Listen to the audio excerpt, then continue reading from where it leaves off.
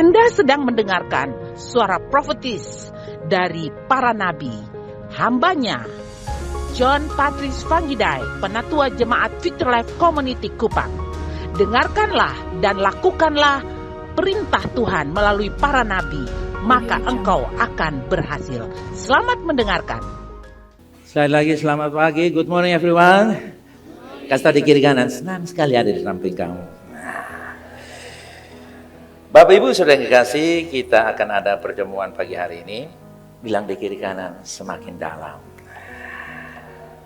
Deeper. Tahun ini Tuhan memberikan kepada kita beberapa tagline, diantaranya semakin dalam, deeper. Dalam pertemuan kudus kita pagi hari ini, tentu kita semua ingin merayakan kebaikan-kebaikan Tuhan.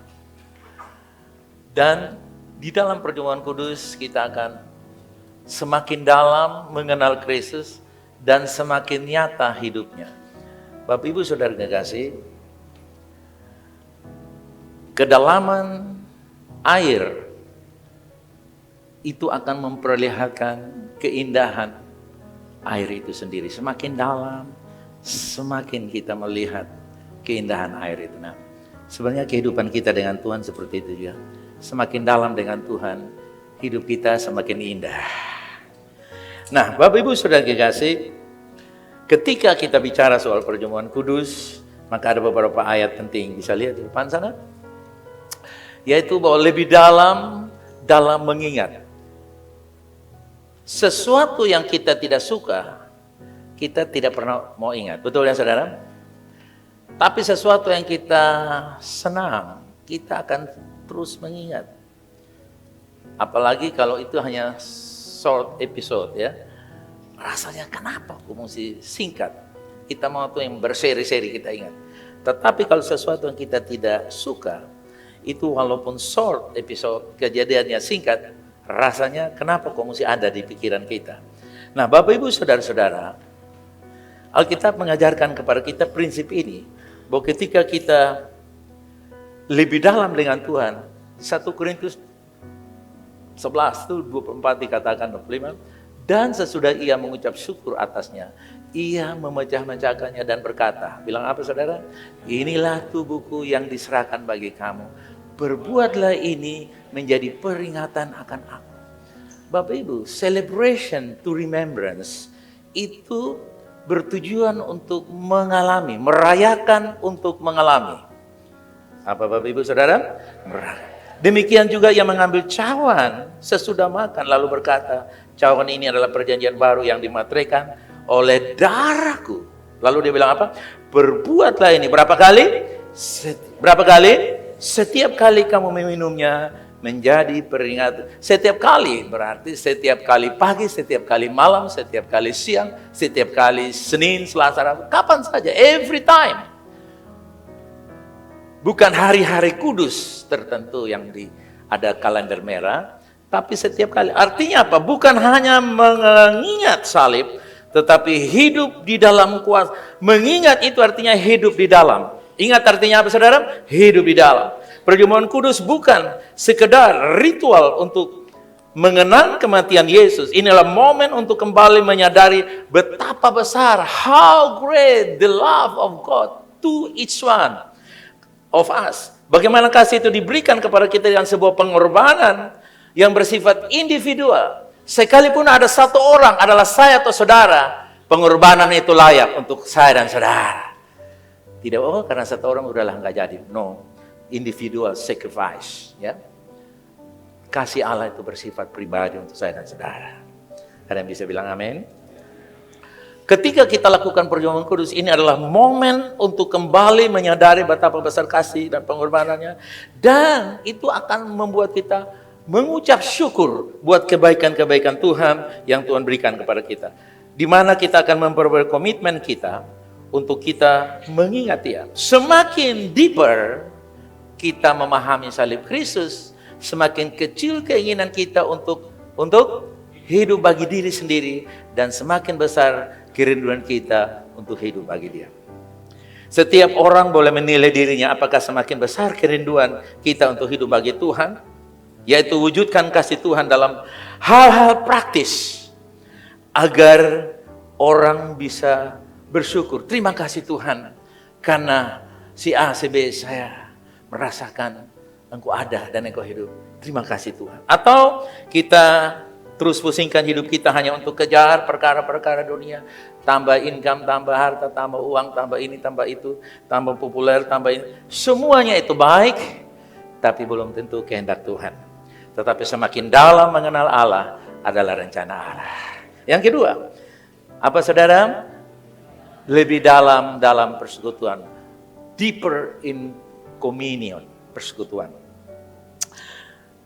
Bapak Ibu lihat, persekutuan itu pasti ada saling masuk. Ya. Kita tidak bisa bergandengan tangan kalau kita tidak rela membuka tangan kita untuk orang lain masuk di dalam tangan kita.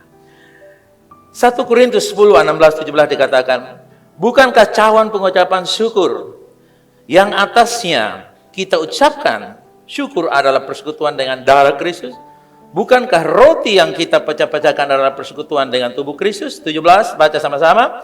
Karena roti adalah satu, maka kita sekalipun banyak adalah satu tubuh. Karena kita semua mendapat bagian dalam roti yang satu. Semakin dalam bersekutu dengan Kristus dan tubuhnya. Karena itu saudara yang kasih, persekutuan dengan Kristus itu dampaknya ada persekutuan dengan satu dengan yang lain. Makanya kita bikin lobby, itu maksudnya supaya ada persekutuan, saudara yang kasih ya. Kalau persekutuan di sini kan terbatas. Jadi kebaktiannya ada 2 kali. Ini kebaktian pertama. Kebaktian kedua nanti di lobi, saudara yang kasih ya. Perjamuannya pakai pisang goreng dan kopi panas, saudara yang kasih. Oke. Nah, Bapak Ibu saudara yang kasih, semakin dalam hubungan kita dengan Yesus, semakin nyata kasih, pengampunan dan kesatuan kita dengan sesama. Orang tidak mungkin makan perjamuan kudus lalu berantem. Itu nggak ada ceritanya. Kalau ada ceritanya, itu bukan Alkitab. Cerita Alkitab adalah semakin saya memakan tubuh Kristus, saya akan menyatu dengan saudara-saudara saya yang lain. Kita membuat usaha bersama supaya saling membantu secara real. Kalau saudara bisa menolong secara bersama-sama, membantu, itu luar biasa. Jadi menjadi gereja yang saling menguatkan dan saling mengasihi. Salib yang sama menyatukan kita menjadi satu keluarga dalam Kristus. Keluarga Allah, katakan amin. Tulisan terakhir sama-sama kita baca, bilang apa saudara? Tuhan, bawalah aku lebih dalam mengasihimu, lebih dalam hidup dalam anugerahmu, dan lebih dalam menjadi berkat bagi tubuh Kristus. Amin. Mari kita ambil roti dan anggur kita sama-sama. Haleluya. Amin, amin. Saudara baca ayat itu sungguh-sungguh. 2, 3 mulai. Ada yang bisa katakan untuk ayat itu? Amin. Baca kasih orang sebelah kanan saudara atau kiri saudara. Atau istri, suami, saudara baca untuk mereka. Barang siapa percaya kepada anak, ia beroleh hidup yang kekal. Oh, haleluya. Thank you, Jesus. Rema saya adalah hidup yang kekal itu tidak sama dengan harta dunia ini. Kita boleh punya dunia ini, tapi kita tidak akan punya hidup yang kekal. Tapi kalau kita punya Yesus, kita punya hidup yang kekal. Dan jauh lebih bernilai. Haleluya. Mari angkat roda angkat tinggi saya katakan begini. Terima kasih Tuhan. Dengan tubuh Yesus yang satu, menjadikan kita satu. Lihat di kanan. Menjadikan kita satu. Saya menerimanya. Sebagai kesatuan tubuh Kristus yang saling membangun, menguatkan, menerima, dan menyelesaikan tujuan Allah. Makan dalam nama Yesus. Silakan bangkit berdiri. Angkat sedikit lebih tinggi anggur saudara. Maksud saya supaya kita respect. Katakan, saya menerima darah perjanjian yang ditumbahkan karena saya dan hanya untuk saya. Saya menerima rahmat dan anugerah, berkat dan pengampunan, kebenaran ilahi di dalam darah Yesus yang menyatukan saya dalam tubuh Kristus ini. Dalam nama Yesus, bilang di kiri kanan, kita satu dalam darah Yesus. Minumlah. Haleluya. Thank you Lord. Saudara boleh duduk kembali. Dan kuasa kesatuan tubuh Kristus Kalau ada penyakit-penyakit dilepaskan dari tubuh Kristus. Ada kegalauan diganti dengan sukacita. Dan tubuh Kristus tidak pernah dikalahkan.